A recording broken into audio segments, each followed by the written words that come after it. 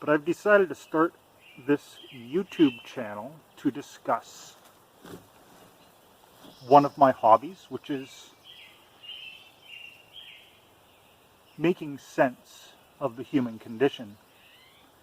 I don't know where that goal came into my mind, but lately I've been looking at language, words, and the root meanings of words and how we use language. Reading my dictionary more.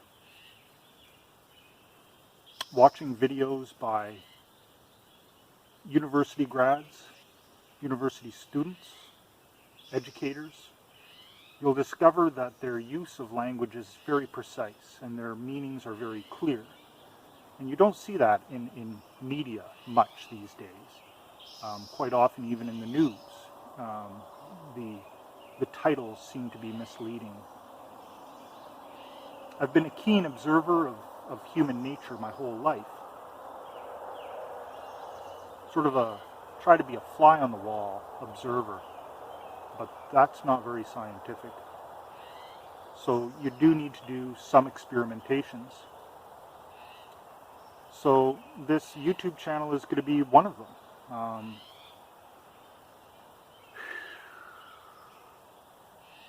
And the subject for this episode, which I think we need to get through first, and the first term we're going to talk about is understanding. It's a very interesting word, and it is, I believe, at the core of the conflict that we're experiencing right now. There's sort of a turning point that our species is experiencing right now. And although from the viewpoint of an individual it seems very slow, in reality, on a prehistoric lifespan, it is happening so fast. And I have been observing this sort of growing conflict all my life. I've been a keen observer of conflict. It causes a great anxiety for me, observing and participating in conflict. I don't want to be part of it, but alas, here we are. Now, I'm not the first person to notice this, and I've been lately reading things, trying to find the root cause of this conflict. And it's good to read your history. And this book here was written by H.G. Wells back in the 20s. And he was active from the late 1800s. So the 1880s, he was a young man and graduated from the Royal College of Science. Now this book, I was shocked when I read it. It was not what I expected at all, and it explains a lot of things. I have a little tab in here that I'd like to share with you, a little reading. And just to add a little bit of validity, this book is A Short History of the World, and it was recommended reading by Albert Einstein.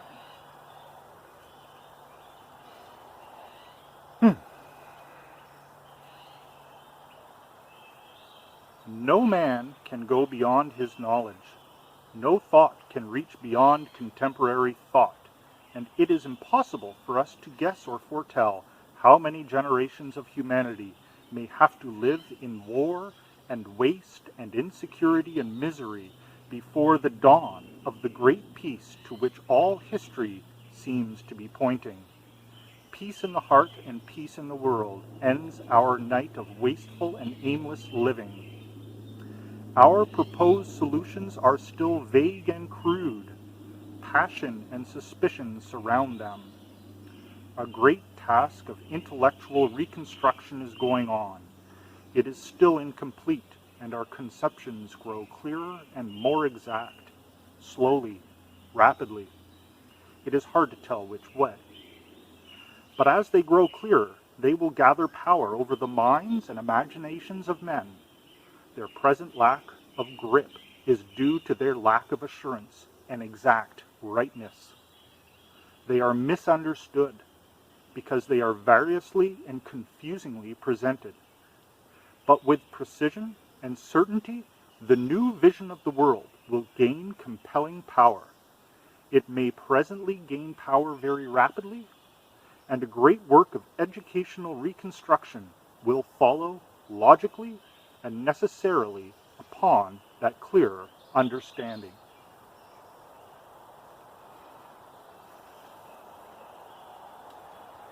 So I feel what Mr. Wells was pointing out was that we all do have a common sort of goal. It is to have some semblance of peace, happiness, calmness in life.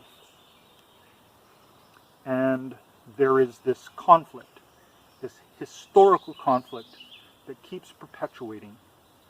And this is due to a misunderstanding. It is a simple misunderstanding. A misunderstanding that nobody really cares about what a British philosopher from 100 years ago was talking about. People are more concerned about how to make money. Actually, I don't think it's not a good topic to bring up. You know, I think it's a pretty pertinent topic to talk about. This is YouTube, after all. This is about making money. You got enough? No. So you need to earn more money. So what you're doing is to earn more money. Yeah. Well, it's an uncomfortable subject. Yeah, so it is an uncomfortable subject. You know why? Because of a basic misunderstanding on the terminologies of business. Well, I think it would do us a great favor if we could all get on board and come down to a good understanding about what the value of a dollar is. You just can't be sitting there out in the woods. You have to realize you got to be doing something to earn a living here. You can't just be on a free ride reading philosophy from 100 years ago. It's a waste of time. You need to be productive. You need to be involved with moving forward the human condition. This is what the human condition relies on. This is what your human condition relies on. Do you not ever stop to listen to the birds? And it is a big misunderstanding that we need to come to grips with what the terms are of contract business, what the difference between worth, price, and value is, how those interrelate on how you make decisions in your life, which path to go down, and purpose. Business contract is about a process where there's a negotiation phase, a delivery phase, receiving phase, and then a finalized phase to close the transaction. And when done properly, it nurtures more transactions to occur. And it is about coming to a better understanding. It's about speaking the same language and understanding the same language. So this is clearly a question about clear language in communication, because to earn a living, you're transacting with other people, and that must be done by speaking clearly, fluently, and having a mutual respect for each other. So if we're looking for some more interesting content that might be of value to people, maybe we should be talking about the production of the goods and services in a local economy and see if we can find something of interest to spur people on to help supply the goods and services required by the people in their community. Now, I do contract business, and quite often I subcontract out to a shop.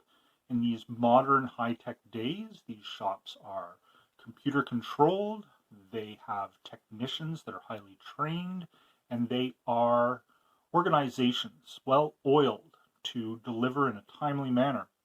And there's no reason why these companies can't be picking up a greater amount of the local business, supplying end users and retailers with quality made goods that are tuned and adjusted to local markets. It is only logical to me. So maybe we should go out to a shop that I contract out and to get their take on this idea.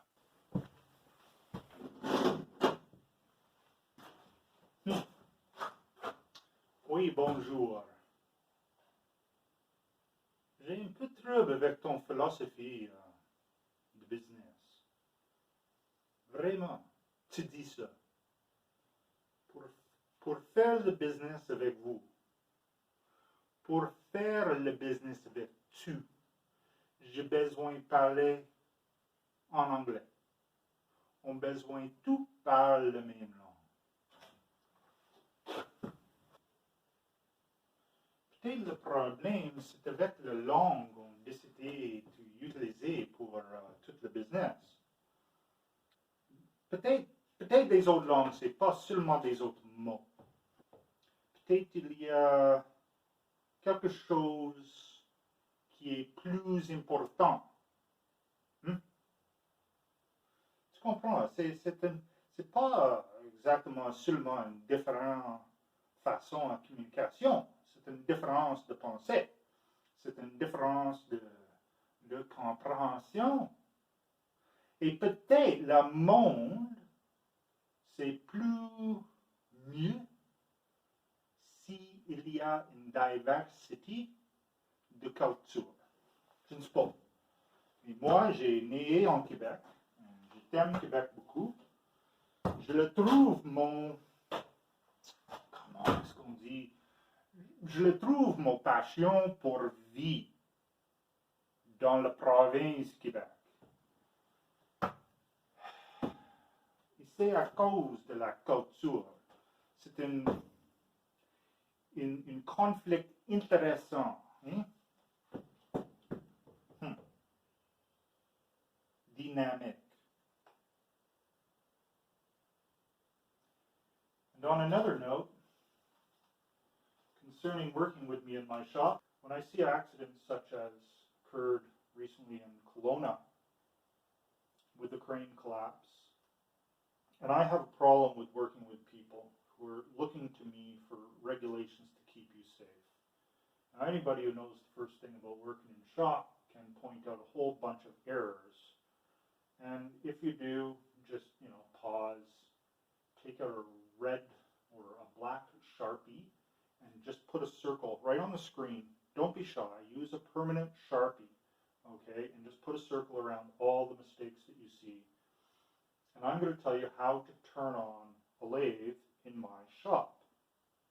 The first thing you need to do is stop and think. Before you take action, you stop and think. You have a decision to make. Everybody knows how to turn the lathe on. You flick the on-off switch. It says off. I presume you turn it on, it's going to turn on.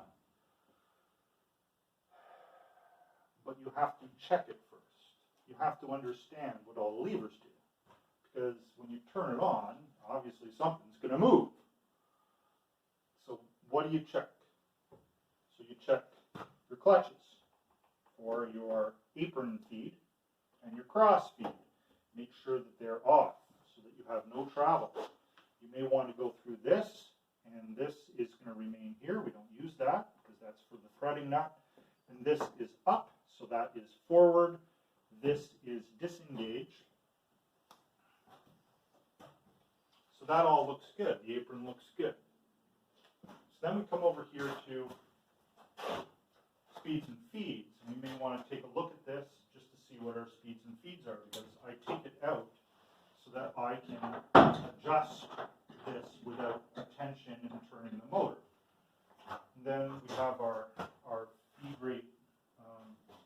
I don't know what they're all called, but because I don't teach people how to do it. So then, after you check all that, you go, what else is there to check? And you go, well, what could go wrong? Well, the chuck key, which if you're a good person and you do what I say, and you listen to me, right, and you know about safety regulations, you have dutifully followed my rule that I told you and took a Sharpie and circled it on your screen. I'm now going to take this out, and you can erase that Sharpie circle you put on your screen. Thank you for being obedient. So this is the chuck key. There is a rule in many shops that say don't leave the chuck key in the chuck. I leave my chuck key in the chuck. We got too much junk here. Because I don't often use the lathe because it scares me. I only use it for important things, such as things that I need to turn down. And a few other things. So that's good. We're not going to have stuff falling off here. All right. So that's in gear. Now we're ready to turn it on. So we're going to turn it on. We've got to be ready to see this spin. That's how to turn on the lathe. Now I don't know the nature of the collapse of the crane. They could have been following protocol. I don't know. I know many of the people and don't wear steel toes or socks or hard hats or lanyards. Double lanyards, I don't think necessary for me. But if I was on a shop that demanded it, on a job site that demanded it, I'd do it. I'd do it. It's the policy, it's the regulations. It's a thing changing. Over time, intergenerational, over time, as you evolve through life, you realize that our species is evolving through generations, and the generations can get loosely broken up into these periods of time. And if you look at the world from the viewpoint of my grandfather, and when I say my grandfather, I don't mean my grandfather, but my grandfather's generation, and he was born in the greatest generation back in the late 1800s, early 1900s, and lived through World War I, and he informed me about how to go about living, because he knew what it was like to lose everything, because during that time, everybody lost everything, almost. And the way you pick yourself up is to realize that you own yourself. You are free and an independent person who can go about the business of earning a living. But those freedoms are contingent on us being responsible for those freedoms, and that's a very important thing. And that's going to be a little bit about what the shop version of this little channel is going to be about, because I do things, but alas, I do not want to teach people how to do it my way, because you got to learn yourself, because I shouldn't be here. I am my own worst danger. I'm going to talk a little bit about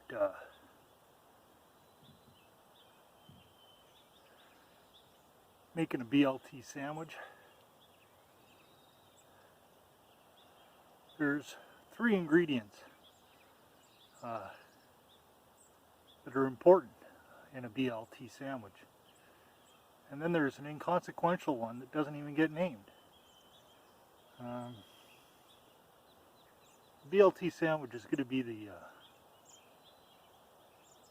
goal of this video series.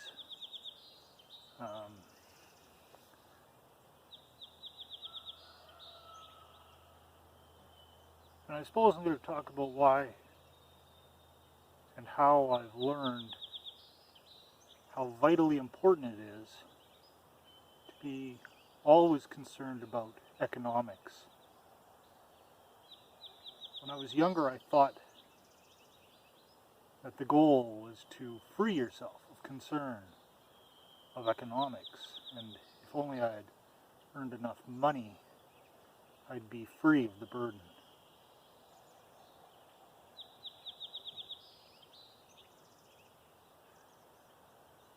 I've lived my life in a precarious way.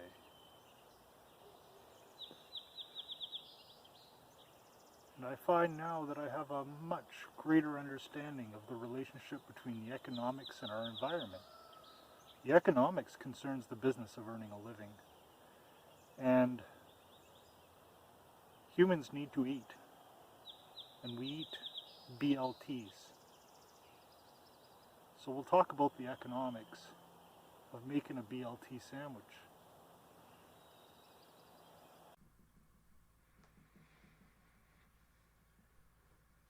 Hi. It's just you and me in our little computer worlds, talking, listening.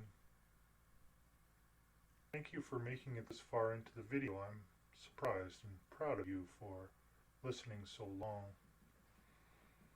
Please like and subscribe if you want to. You don't have to do what I tell you though. I really appreciate you watching this. And I guess what's important is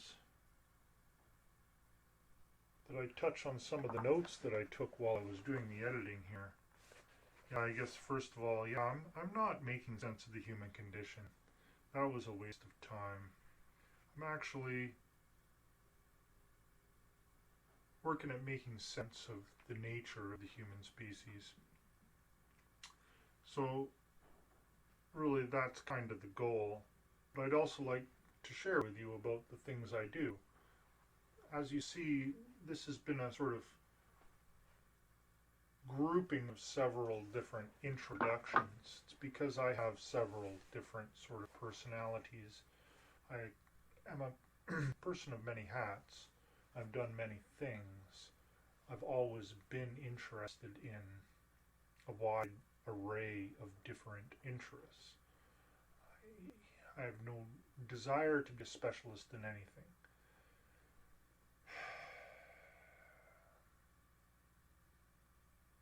And I think making a YouTube channel is going to be one of those things. I'm going to give it a try. It's developing digital assets online. I'm going to see if Google can help promote this through the YouTubes and see if I can get a little bit more revenue flow from here. Passive, not really passive, because it's a lot of work doing these editings. Now, if you're impressed with the fact that I'm bilingual, Forklift Fred there in the shop talking about his lathe, you need to understand that you need to go out and learn another language. It's highly beneficial to you to understand multiple languages. Now, if you actually do speak French and you know that I'm butchering a beautiful language, please accept my apologies. I'll try not to speak French as much. Now, I'd also like to talk about understandings, which is the topic, the introductory topic. And these are degrees of deniability. There are things that are truthful that we know. If you pick up a stone and drop it, it falls. If water is at the top of the hill, it flows downhill. These are things that we have always known. When you're hungry, you need to eat.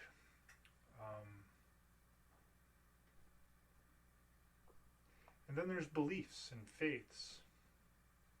What do we believe in? What do we have faith in? And then there's just falsehoods. And there's different words we throw around all the time, such as science. Where does science go? Is science the truth? Is science objective? Quantifiable? Oops. Subjective? Now, what common understandings are beneficial? Can we even have a common understanding? Oh, shoot. This is problematic. Can we have beneficial understandings that are complete falsehoods? What if we know they're a lie, yet we maintain them? Fellow I go fishing with, we get talking about natural philosophy, and it's well known that if you get into talking about natural philosophy while fishing, you don't catch fish. The fish don't bite. So we often come home after a few beer boating around in the sun with no fish. And we go to the market and buy a fish on the way home, and we lie about it. But truthfully, I think when we get home, they know we're lying. But they also pretend. And we have wonderful times together. So just because it's a lie doesn't mean it's not beneficial. And just because it's the truth, it's not necessarily everybody needs to know it. And just because it's a belief and faith with very little objective, quantified, or observable data to back it up doesn't mean it's not beneficial or detrimental. Maybe we should put that.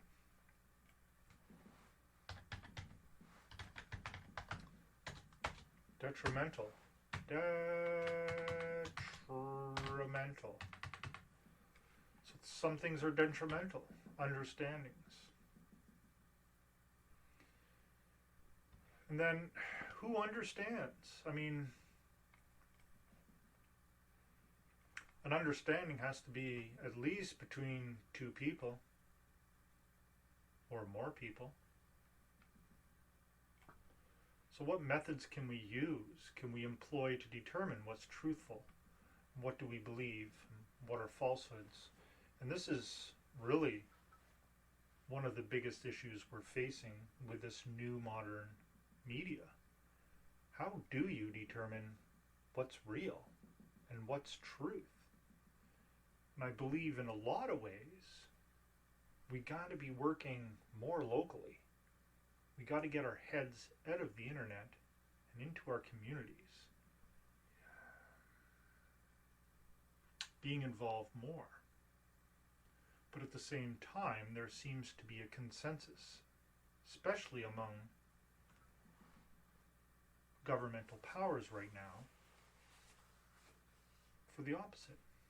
They almost seem to have an agenda that is mandating the opposite of people congregating. They are, in my province, from what I understand, there is actually a ban on dancing. You can go to the bar, you can drink in your bubble, but you can't dance. You can't mingle.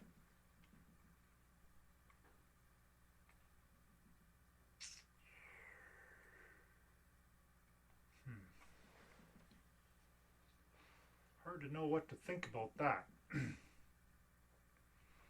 Anyways, as I said, like and subscribe if you think there's something of value in what I'm offering here. If this introductory is sort of a step in the right direction. And just so that you know, I've already started working on the next part of this. This is going to be part one of a two-part thing on understanding. Sort of an in-depth in understanding. So this was the intro, part one. Next coming up is understanding part two. So understanding part two, this was the introduction. And this is going to be, I think, the history of understanding. It's going to be a brief history. Brief history of understanding.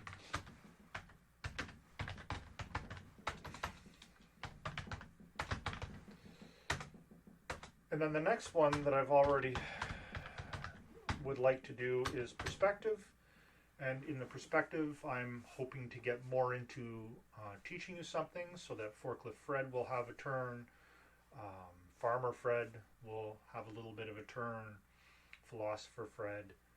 Mr. Cross the businessman, might have a say or two, but he kind of strokes me the wrong way. That guy's a bit of a dink.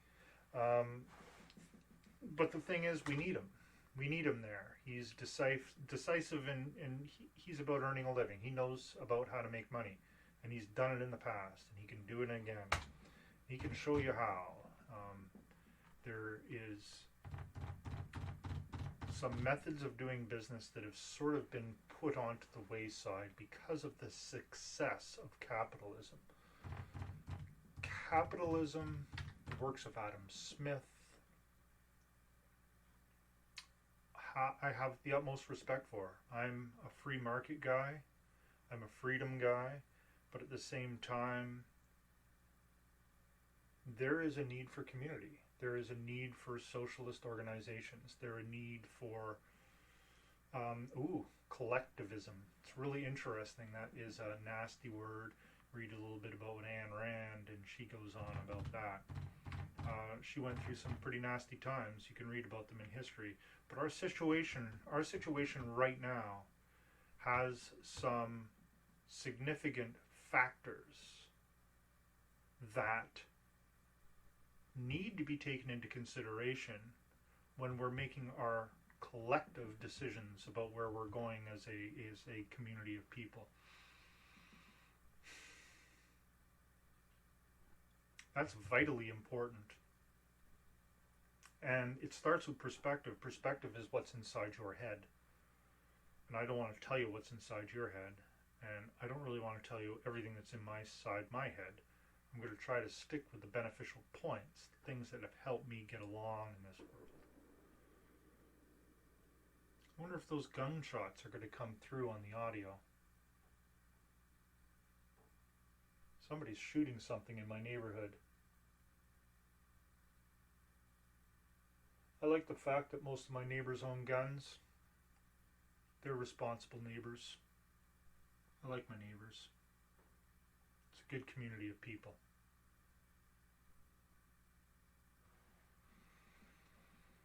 So I think perspective I'm going to try to do in part one is the introduction. But after that, there is some other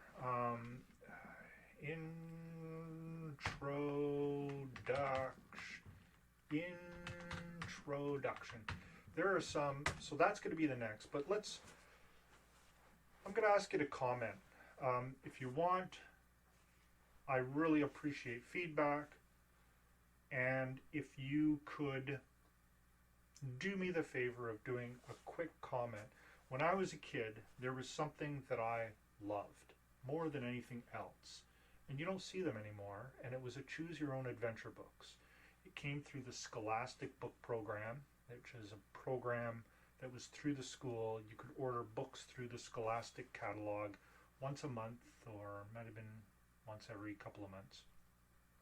And it was always very exciting. The Scholastic book order would come in, you get the books. And I love the Choose Your Own Adventures. So I'm throwing it out to you. Please put in the comments. I'm going to give you a choice, though, which is the biggest problem with freedom right now. Freedom of choice. The authorities tell you you have to choose between option A, B, or C. And I'm going to do it for you. And I'm going to get to it, but that is a big problem about the misunderstandings of what it means to be free. When an authority gives you two choices, and both of them kind of suck balls, it's pretty important that you choose the third option that they didn't offer you. You have to maintain your right to do this. Anyways, but that's going to come after. So I'm going to give you a choice. Do you want A? We'll cover the term or the concept of equality, because that's very triggering every time we get on that subject. Equality. Equality? Ooh, freedom. I could do one on freedom. Or C, here's one. Privilege. There's a good one. Privilege. Privilege. See, I'm privilege. Privilege. Oh, there we are. Privilege. So please put in the comments where you want me to go. Do you want me to talk about equality? Do you want me to talk about freedom? Or do you want me to talk about privilege? And we'll just see where this goes. Yeah. So let me know if you want to hear more. I'm going to give this YouTube channel an effort this winter. I have a fortunate situation that I do not want to strain, but that provides me the time to explore this idea of